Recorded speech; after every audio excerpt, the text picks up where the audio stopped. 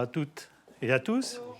Faire plus avec moins, c'est le sentiment des dirigeants de petites et moyennes entreprises confrontés au fardeau administratif et réglementaire de ces dernières années. Loi sur le devoir de vigilance, loi Pacte, loi climat et résilience et la toute dernière directive européenne sur la transition écologique, la CSRD, pour Corporate Sustainability Reporting Directive. Avec ses 1500 points d'entrée, les nouveaux tableaux de bord prévus par la CSRD obligent les chefs d'entreprise de PME à arbitrer des choix difficiles, dégager un budget pour trouver l'expertise technique et remettre parfois plus tard des plans d'action, notamment en matière environnementale. C'est le cas chez ce spécialiste de granulats. Renouveler les engins de chantier, trouver des carburants alternatifs, réfléchir à des comportements plus économes, la démarche de responsabilité sociétale et environnementale, RSE, engagée depuis quelques années, risque d'être relégué au second plan pour remplir les rapports exigés par la nouvelle directive européenne CSRD dès 2024. Avec une inconnue sur la capacité des PME à pouvoir amortir ce surcoût dans un contexte économique fragile. Nous, on voit que ce rythme-là, il est déjà beaucoup trop élevé pour nous. Mais on se dit que pour nos sous-traitants, ça sera bien pire. Le risque, je pense, c'est qu'il y ait un décrochage des indépendants qui sont sous la taille critique, finalement, ne passent pas le cap et sont vendus à des groupes plus importants, ce qui entraîne un phénomène de concentration, parce que les groupes ont effectivement suffisamment de moyens pour passer les étapes d'une réglementation qui ne va qu'en augmentant.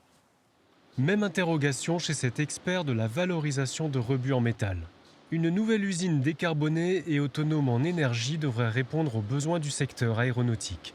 Initié en février 2022, le projet n'aboutira pas avant 2025. En cause, la lourdeur administrative. Dans 2 ans, la bonne santé économique n'est pas assurée. Entre-temps, la PME aura dû absorber de nouvelles dépenses.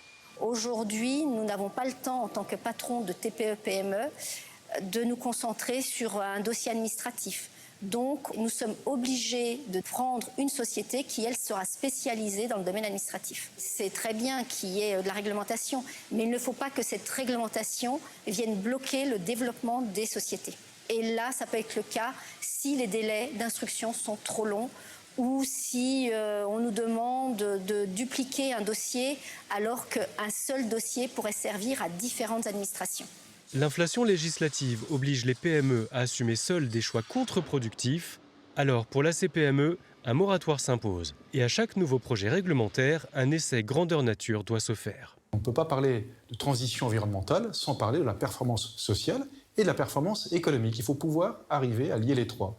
On produit tellement de normes dans tous les domaines, que ce soit de l'environnement, que ce soit dans le social, que ce soit dans l'innovation, qu'au bout d'un moment, il faut savoir où nous en sommes. Donc faire un stop normatif, ça serait déjà une bonne chose pour savoir où on en est. Et puis deuxièmement, avant de dérouler une directive, un texte, pourquoi ne pas tester cette norme, cette directive, ce texte concrètement sur un panel d'une centaine de PME dans les 4 grands secteurs d'activité de l'économie européenne, les services, l'industrie, le commerce, la construction, pour voir si ça fonctionne. Et si ça ne fonctionne pas, bien qu'on révise la copie. Et si ça fonctionne, qu'on déroule les choses. Pour la CPME, les objectifs entre législateurs et entrepreneurs sont partagés, mais l'avenir des PME dépend de la méthode et de l'application dans le temps des nouvelles réglementations.